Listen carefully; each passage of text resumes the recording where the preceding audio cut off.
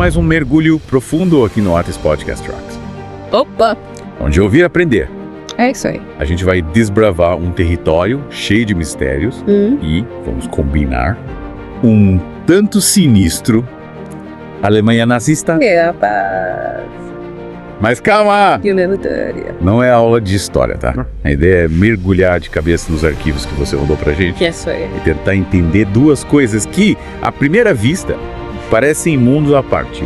As armas super avançadas que os nazistas desenvolveram. Isso. E a influência do ocultismo, Caralho. a ideologia deles. Preparados para uma viagem no tempo. Preparadíssimo.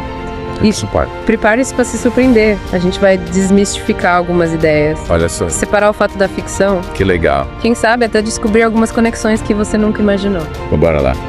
Começando pelas armas. Vamos nessa? Você mandou bastante coisa sobre os mísseis V1 e V2, né? Me fala aí. Mandaram bastante coisa. O V1, a famosa bomba voadora, era só terror psicológico ou dava pra levar a sério? Olha, apesar de ser um trambolho meio lento e fácil de interceptar, o V1 causou um estrago danado em Londres, tanto em termos de destruição quanto de pânico. Imagine só. Você tá lá, vivendo sua vida, e de repente houve um zumbido sinistro no céu, tipo uma abelha gigante. Credo. E sabe que a qualquer momento aquilo pode explodir na sua cabeça. Era apavorante. Que agonia. Já o V2 era outra história, né? Pelo que eu li, era um negócio muito mais avançado. Exatamente. O V2 foi o primeiro míssil balístico de longo alcance do mundo. Caramba. Capaz de atingir velocidades absurdas pra época, tipo 5 vezes a velocidade do som. Uma baita revolução tecnológica que tinha como cérebro ninguém menos que Erhard von Braun. Von Braun, mas esse nome não é estranho. Pois é. Depois da guerra, Von Braun foi para os Estados Unidos Olha só. e virou um dos caras mais importantes da NASA, Não acredito. ajudando a colocar o homem na Lua. A história dá umas voltas, né? De líder do programa de mísseis nazistas a pai do programa espacial americano. Ironia do destino. Mas, falando em mísseis, me explica uma coisa. Qual a diferença entre um míssil normal e um míssil balístico? Me explica como se eu fosse uma criança de 5 anos. Haha, beleza. Imagina que você tem uma pedra na mão e quer jogar ela longe. Se você simplesmente arremessar a pedra para frente, ela vai fazer uma trajetória meio curva e cair pertinho, certo? Isso seria um míssil normal, que voa mais perto do chão. Agora, se você jogar a pedra para cima com muita força, ela vai subir bem alto, fazer um arco enorme no céu e cair lá longe. Esse é o princípio do míssil balístico. Ele sobe na atmosfera, faz uma trajetória parabólica e desce em queda livre no alvo. Ah, entendi. Faz todo sentido. Mas, voltando aos nazistas, parece que eles não eram bons só com mísseis, né? Os tanques deles também eram famosos por serem super poderosos. Verdade. Os alemães investiram pesado no desenvolvimento de tanques de guerra. E alguns modelos eram verdadeiras fortalezas sobre rodas. O Tiger Tifcha, por exemplo, apelidado de King Tiger. Tiger? Era um monstro de aço, Nossa. com uma blindagem super resistente e um canhão de 88mm capaz de destruir praticamente qualquer coisa que cruzasse seu caminho. Caramba, o Rei Tiger. Só pelo nome já dá pra ter uma ideia do estrago que essa máquina fazia, né? Mas, pra uma coisa, só ter um tanque poderoso já garante a vitória na guerra. Que nada. Na guerra as coisas nunca são tão simples. Verdade. Apesar de toda a sua força bruta, a Eiger II tinha lá seus probleminhas. Era caro pra dedéu. Eita. Até na Wellet e Lumshan aqui, o Ninas bebia o combustível mais que um dia de churrasco. E olha que eu adoro churrasquinho, viu? Aham, tá vendo? Até na guerra a gente tem que pensar na logística. E que outro tanque marcou época? Ah, o Panther. Esse era um tanque mais equilibrado, digamos assim. Não era tão poderoso quanto o Tiger II, Sei. mas era mais ágil, mais barato de produzir e dava menos dor de cabeça pros mecânicos. O Panther fez bonito em batalhas importantes. Legal lá de Kursk, um dos maiores confrontos de tanques da história. E teve aquele tanque gigante, né? Que nunca saiu do papel. Ah, o Maus. Esse era a ambição nazista em forma de tanque. Isso. Uma máquina colossal com mais de 180 toneladas. Só que na prática, Misericórdia. o Maus era um elefante branco. Caro demais, difícil de transportar, um pesadelo logístico. No fim das contas, só construíram 2 protótipos que acabaram virando atrações de museu. Que desperdício de recursos, né? Mas pelo menos serve como exemplo de como a ambição desmedida pode levar a projetos desastrosos. Falando em projetos ambiciosos, a gente não pode esquecer dos caças a jato, né? Os nazistas foram pioneiros nessa tecnologia. Com certeza. O Messerschmitt 1062, por exemplo, foi o primeiro caça-jato operacional do mundo. Imagine só. Você é um piloto aliado, acostumado com aviões a hélice, e de repente se depara com 1262, Caramba. capaz de voar mais de 80 e 50 km/h. Caramba. Era como se um disco voador tivesse aparecido do nada. Nossa, devia ser apavorante. Mas, me explica uma coisa. Se o Me-272 era tão revolucionário, por que os nazistas não dominaram os céus da Europa?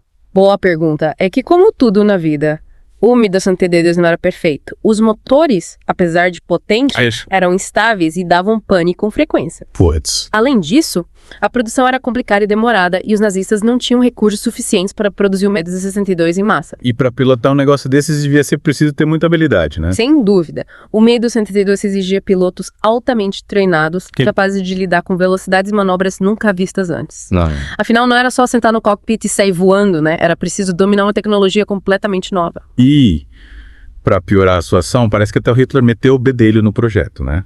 O Führer tinha suas ideias. No começo? O que ele fez? Ele queria que o Me-262 fosse um bombardeiro, um caça. Imagina a confusão. Só depois de muita insistência dos engenheiros e pilotos é que ele concordou em usar o Me-262 como caça. Mas aí já era tarde demais. Era um tempo precioso.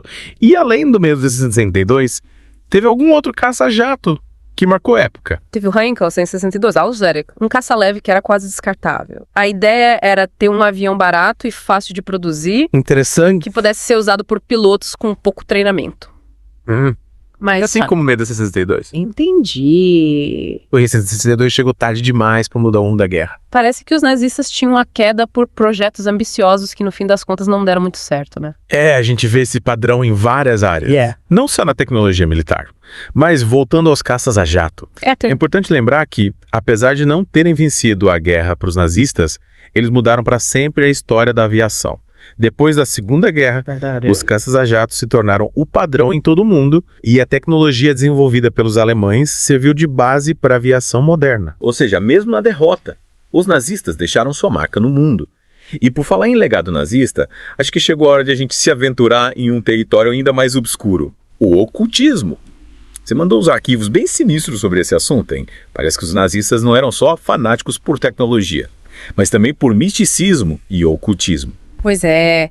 A gente está acostumado a ver os nazistas como vilões caricatos em filmes e jogos.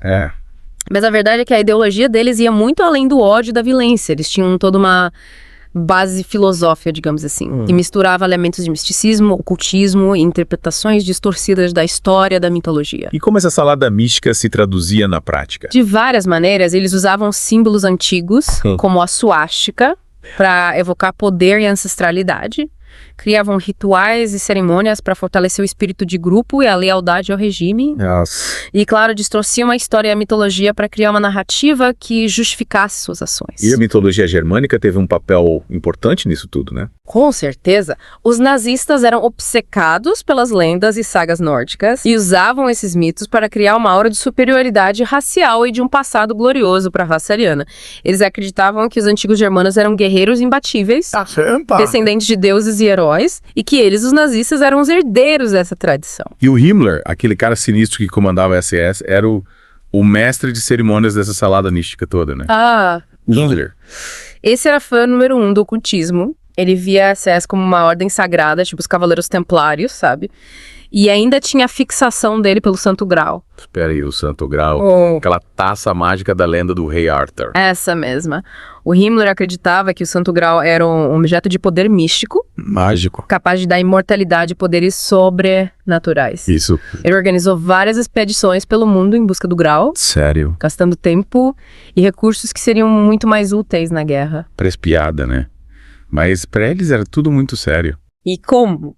Eles realmente acreditavam que o ocultismo podia dar a eles a chave para a vitória. E essa crença, por mais absurda que pareça hoje, teve um impacto real na história. E a suástica, hein? Um símbolo tão antigo, presente em várias culturas, acabou virando sinônimo do nazismo. A suástica é um exemplo de como os nazistas se apropriaram de símbolos e ideias antigas para criar sua própria identidade. Verdade. Eles pegaram um símbolo que originalmente apresentava coisas positivas, como paz, prosperidade, boa sorte, e distorceram seu significado, transformando em um símbolo de ódio e terror. E as runas também, usadas pela SS para criar uma aura de poder e mistério. Eles realmente sabiam usar a estética e o simbolismo a seu favor, né? Com certeza. Os nazistas eram mestres em propaganda. Sabiam como ninguém usar imagens, símbolos e rituais para manipular as massas. Eles criavam espetáculos grandiosos, tochas, bandeiras, uniformes impecáveis. Tudo para impressionar e criar um clima de fanatismo em torno do regime. Falando em grupos obscuros, você mencionou nos seus arquivos a Sociedade Thule. Sim. Que mistério é esse? A Sociedade Thule era um grupo secreto que existia na Alemanha antes mesmo do Partido Nazista. Caramba. Era uma panelinha de ocultistas, nacionalistas e racistas que se reunia para discutir teorias da conspiração, Certo. misticismo e a suposta superioridade da raça ariana. E qual a relação da Thule com o nazismo? Muitos dos membros da Thule acabaram se juntando ao Partido Nazista. Olha. Ou alguns deles, como Rudolf Hess, se tornaram figuras importantes no regime. A Thule funcionou como uma espécie de incubadora de ideias para os nazistas, sabe? As ideias da Thule sobre raça, Sim. misticismo e nacionalismo acabaram influenciando a ideologia nazista. Então a Thule foi tipo uma semente do mal. É uma boa analogia. A Thule plantou a semente e o nazismo a regou e cuidou para que ela crescesse e se tornasse uma árvore gigantesca e sombria. E o Hitler era da Thule. Não há provas de que o Hitler tenha sido membro da Thule, mas ele certamente teve contato com as ideias do grupo. E a gente vê a influência disso em seus discursos e ações. Interessante. Mas, no fim das contas, a Thule acabou sumindo, né? Sim, com a ascensão do nazismo. Certo. A Thule perdeu espaço e acabou desaparecendo. Mas a sua influência nos primeiros anos do Partido Nazista é inegável. É. Eles ajudaram a criar o caldo de cultura que possibilitou o surgimento do nazismo. E a obsessão dos nazistas por relíquias e artefatos místicos. O que era isso? Ah, essa é boa. Os nazistas acreditavam que possuir certos objetos lhes daria poder e legitimidade. Eles estavam atrás do Santo Graal, da Lança do Destino. Era a Lança do Destino. Uhum. Aquela que perfurou Jesus. E essa mesma. Segundo a lenda, quem possuísse a lança teria poder ilimitado. Que isso? Hitler, fascinado por esse tipo de coisa, acreditava que a lança garantiria a vitória do Terceiro Reich. E ele conseguiu colocar as mãos na lança. Sim. Quando os nazistas invadiram a Áustria, em 1938, eles confiscaram a lança que estava em Viena. E o Himmler sempre foi encarregado de proteger a relíquia. Que loucura. Imagina a cena. O Reichsführer SS, chefe da polícia secreta nazista, preocupado com a segurança de uma lança lendária. Parece ter até roteiro de filme B. Mas, na cabeça deles, era tudo muito sério. E como? Eles gastaram tempo, dinheiro e recursos atrás dessas relíquias.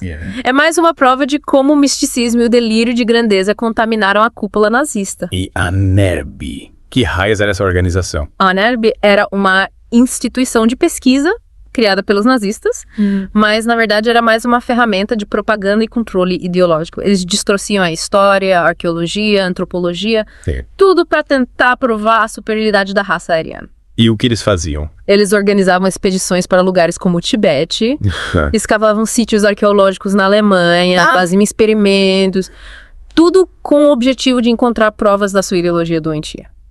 E o Himmler estava por trás também. Claro, a NERB era o braço científico da SS. E o Himmler usava a organização para justificar suas crenças e políticas racistas. Que loucura. E pensar que a gente estava no comando de um país. Isso é de arrepiar, né? Mas é importante lembrarmos dessa história para que erros do passado não se repitam. Verdade. Mas ainda tem muita coisa para desvendarmos sobre essa mistura de tecnologia, ocultismo e delírio de grandeza que marcou o nazismo. Exatamente. Ainda vamos falar sobre os impactos de tudo isso no mundo, tanto no período pós-guerra quanto na cultura popular. Então preparem o café, porque na próxima parte a gente continua essa viagem pelo lado obscuro da história. Até lá. Até mais. E aí, pessoal, de volta ao Artes Podcast. Na primeira parte do nosso mergulho, a gente desvendou algumas das armas avançadas e a influência do ocultismo na Alemanha nazista. Vimos como os nazistas estavam à frente do seu tempo em termos de tecnologia militar, com seus mísseis, tanques e caças a jato. E também exploramos como o misticismo, as crenças esotéricas e a mitologia distorcida moldaram a ideologia nazista. É verdade. Mergulhamos de cabeça nos arquivos e até agora a viagem foi, no mínimo, bizarra. E como você bem disse no começo, preparei meu café, porque, pelo visto, a coisa vai ficar ainda mais complexa, né? Agora a gente vai tentar entender o impacto de tudo isso, tanto no período pós-guerra, quanto na cultura popular, certo? Exatamente. E já começo chegando uma pergunta. Você acha que tem alguma relação entre os mísseis V2 nazistas e a corrida espacial? Sei lá, hein? Me parecem coisas tão distantes. Pois te digo que tem tudo a ver. Lembra do Wernher von Braun, o gênio por trás dos V2. Depois da guerra, ele foi para os Estados Unidos e virou um dos principais nomes da NASA. É como se o conhecimento, a expertise tivessem migrado de um lado para o outro. Caramba! Quer dizer que a tecnologia desenvolvida pelos nazistas acabou impulsionando a corrida espacial. E a gente achando que era coisa de outro mundo. Literalmente de todo mundo. O V2, com toda a sua tecnologia, serviu de base para o desenvolvimento de foguetes que levaram o homem à Lua. É uma ironia da história, né? Total. Falando em ironia, e aviação, hein? Teve algum impacto? Com certeza. A gente não pode esquecer do Mendes-On de 1962, o primeiro caça-jato operacional do mundo. Ele abriu o caminho para a era dos jatos na aviação militar. É claro que a tecnologia evoluiu muito desde então, mas a base, o conceito, a ousadia de pensar em um avião a jato, tudo isso veio dos nazistas. E pensar que no começo o Hitler queria usar essa belezinha como bombardeiro. Que desperdício, né? Pois é. Imagina o impacto que o Mendes 162 teria se tivesse sido usado em massa como caça desde o início. Mas, voltando à sua pergunta, os estudos, os projetos dos nazistas influenciaram diretamente o design de aeronaves modernas, incluindo os caças a jato que a gente vê hoje em dia. Que loucura! É incrível e, ao mesmo tempo, assustador como a gente vive cercado por coisas que, de alguma forma, foram influenciadas por essa época tão sombria. Mas me diz uma coisa, e as tais armas de destruição em massa? Li em algum lugar que os nazistas também estavam pesquisando nesse campo, é verdade. Sim, é verdade. Eles estavam explorando a energia nuclear e armas químicas. Imagina o perigo. Por sorte, não chegaram a desenvolver nada prático. Ainda bem. Mas esse interesse deles já era motivo suficiente para gerar preocupação no pós-guerra, né? Com certeza. A possibilidade de que regimes totalitários tivessem acesso a esse tipo de armamento levou a um esforço global para regulamentar o desenvolvimento e o uso dessas tecnologias. E ainda bem que foi assim, né? Imagina o mundo hoje se qualquer ditadorzinho pudesse ter acesso à bomba atômica. Nem quero imaginar. Mas, mudando um pouco de assunto, você acha que essa história toda de ocultismo nazista, essa busca por relíquias, essa aura de mistério, será que isso tudo teve algum impacto na cultura popular? Tipo em filmes, livros, séries? Olha, sem dúvida, essa figura do nazista místico, buscando poder em artefatos antigos e realizando rituais sinistros, é um prato cheio para Hollywood. A gente vê isso em filmes como Os Caçadores da Arca Perdida, em que os nazistas estão atrás da Arca da Aliança, buscando seu poder sobrenatural. Ah, Os Caçadores da Arca Perdida, que filme. E tem vários outros exemplos, né? Me lembro de ter visto uns trailers sinistros com essa temática. Vários. Hellboy, por exemplo, também explora essa temática, mostrando os nazistas tentando abrir portais para outras dimensões e invocar demônios. E na literatura também. Livros como A Lança do Destino exploram a busca de Hitler por relíquias místicas para dominar o mundo. Nossa, parece até que a gente tá falando de um universo paralelo, né? E por falar em universos paralelos, me diz uma coisa. Você acredita nessas teorias da conspiração que rolam por aí sobre os nazistas? Tipo, base secreta na Antártida, discos voadores, contato com ETs... Ah, essas teorias são parte do folclore, né? Algumas são até divertidas, mas é importante separar o joio do trigo. Tem gente que leva essas histórias a sério demais, sabe? Aí já é demais. Tem que ter bom senso, né? Mas, falando sério agora, o que a gente pode tirar de lição de tudo isso que a gente viu até agora? Tanto das armas quanto do ocultismo. Acho que a principal lição é que o nazismo, por mais absurdo que pareça hoje em dia, foi uma realidade. E essa realidade foi construída a partir de uma mistura perversa de ideologia, misticismo, tecnologia e violência. Pois é, a gente não pode esquecer os horrores que foram cometidos em nome dessa ideologia doentia. É importante a gente conhecer o passado para não repetirmos os erros. Exatamente. E é por isso que é tão importante estudarmos a história e entendermos como esses movimentos extremistas se formam e como eles manipulam as pessoas. A gente precisa estar atento a que nada parecido aconteça de novo. Concordo. A história serve de alerta para que a gente não repita os erros do passado. Mas e a fascinação pelo ocultismo nazista? De onde vem esse interesse todo? Acho que tem a ver com a nossa necessidade de buscar explicações para o mal, sabe? A gente quer entender como pessoas aparentemente normais foram capazes de cometer atrocidades tão grandes. E aí o misticismo, o sobrenatural, acabam servindo como uma espécie de muleta para a gente lidar com essa realidade. Entendi. É como se a gente precisasse acreditar que existia algo mais, algo além da maldade humana para explicar o inexplicável, né? Exatamente. E aí a gente acaba criando histórias, mitos, teorias da conspiração.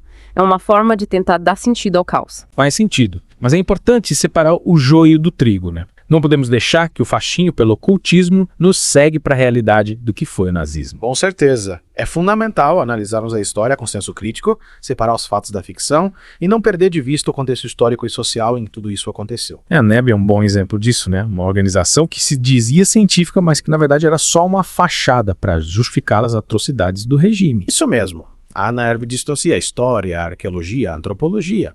Tudo para criar uma narrativa que justificasse a supremacia ariana e a violência nazista. E essa distorção da realidade, essa manipulação da informação é algo que a gente vê até hoje, né? Infelizmente, sim. A gente vive em uma era de fake news, de pós-verdade, em que a informação é distorcida e manipulada para fins políticos e ideológicos. A gente precisa ter um olhar crítico, questionar tudo, buscar diferentes fontes de informação. Exatamente, a gente precisa estar atento para não cair na armadilha da desinformação.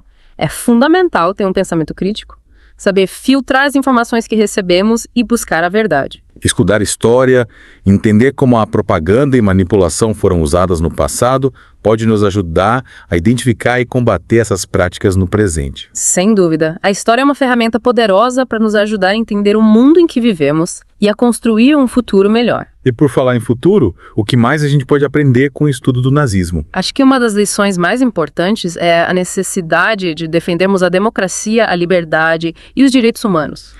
A gente viu como um regime autoritário, baseado em ódio e preconceito, pode levar a consequências catastróficas. Exatamente. É preciso estarmos vigilantes para que esse tipo de regime nunca mais se repita. E a gente pode fazer isso combatendo o racismo, a xenofobia, o preconceito. E promovendo a tolerância, o respeito à diversidade, o diálogo. A gente precisa construir uma sociedade mais justa, mais humana, em que todos tenham a oportunidade de viver com dignidade e respeito. E essa é uma tarefa para todos nós. Cada um de nós tem um papel a desempenhar na construção de um mundo melhor. Verdade, mas acho que já falamos demais por hoje, né? Ainda bem que tem mais café.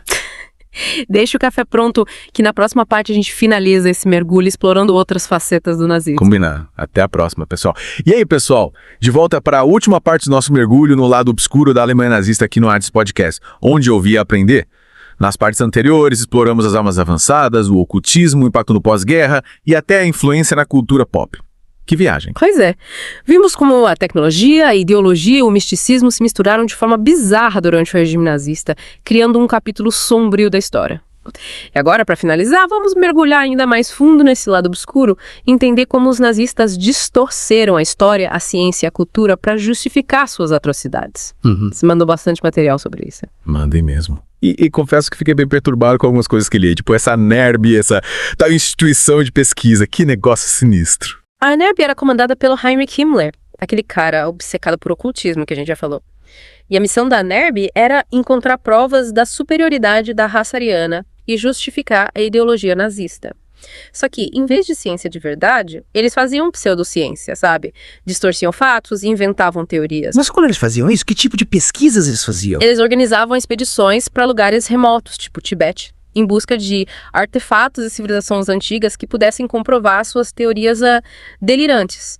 Eles acreditavam, por exemplo, que os arianos eram descendentes de uma civilização avançada que existiu no Himalaia há milhares de anos. Imagina. Parece o roteiro de filme de Indiana Jones. Só que muito mais perturbador, né? Com certeza! E não era só isso. Dentro da Alemanha, eles escavavam sítios arqueológicos, coletavam dados antropológicos, estudavam textos antigos, tudo para tentar provar que os alemães eram superiores aos outros povos. E a ciência? Como eles usavam a ciência para seus propósitos? Eles distorciam tudo. A genética, a antropologia, a história. Tudo era manipulado para criar uma justificativa científica por racismo, a eugenia e a violência. A eugenia, por exemplo, é uma teoria que defende a melhoria da raça humana através da seleção genética. Só que os nazistas levaram essa ideia ao extremo, usando-a para justificar a esterilização e o extermínio de pessoas que eles consideravam inferiores. Que horror. É inacreditável como eles conseguiram transformar a ciência, que deveria ser uma busca pela verdade, em uma ferramenta de opressão e morte. E a cultura, a arte, a música, a literatura, também sofreram interferência. Com certeza. Os nazistas tinham um controle rígido sobre a produção cultural. Eles censuravam, perseguiam e até matavam artistas que não se encaixavam em seus padrões. A arte tornou uma ferramenta de propaganda, glorificando a raça ariana e os ideais nazistas. Tudo que não se encaixava nesse padrão era considerado arte degenerada e era banido. É assustador como eles conseguiram controlar tantos aspectos da sociedade. A gente viu isso com as armas, com o ocultismo e agora com a cultura. Parece que nada escapava do controle deles. É verdade. E essa manipulação, essa distorção da realidade, essa perseguição à liberdade de expressão são marcas de regimes totalitários. É por isso que é tão importante a gente defender a democracia, a liberdade e os direitos humanos. A história do nazismo nos mostra o que acontece quando esses valores são abandonados. Verdade. É o legado do nazismo. O que ficou para o mundo depois de tudo isso? O que a gente aprendeu com essa tragédia? Bom, por um lado, a gente tem o horror do Holocausto, um crime contra a humanidade que nunca pode ser esquecido. É importante a gente lembrar e estudar o Holocausto para que ele nunca se repita. Por outro lado, a gente tem as lições que aprendemos sobre os perigos do autoritarismo, do fanatismo e da intolerância. A história do nazismo nos mostra como é fácil cair na armadilha do ódio e da violência quando se permite que ideologias extremistas se espalhem. E a tecnologia? Vimos que os nazistas fizeram avanços significativos em áreas como foguetes, aviação e armas. Esse é um legado complicado, né? Com certeza. É fascinante ver a capacidade de inovação dos cientistas e engenheiros nazistas, mas é preciso lembrar que esses avanços foram conquistados à custa de muito sofrimento e violência. O trabalho escravo, os experimentos em campos de concentração, tudo isso manchou a história da ciência e da tecnologia. O progresso não pode ser alcançado a qualquer custo. A ética, o respeito à vida humana devem estar sempre em primeiro lugar. E acho que essa é uma das maiores lições que a gente pode tirar dessa história toda. Concordo plenamente. O nazismo nos mostra que a busca pelo poder e pelo progresso, a qualquer custo, pode levar à barbárie. É preciso ter valores, ter princípios, ter compaixão. Que mensagem poderosa. Eu acho que é um ótimo ponto final para o nosso mergulho no mundo da Alemanha nazista. Foi uma jornada intensa, né? Mas espero que tenha sido útil para a gente entender melhor esse período sombrio da história. É isso aí. E que a gente possa tirar lições importantes do passado para construir um futuro melhor. Valeu pela companhia, galera. E até a próxima, aqui no Atlas Podcast, onde ouvir é aprender. Um abraço a todos.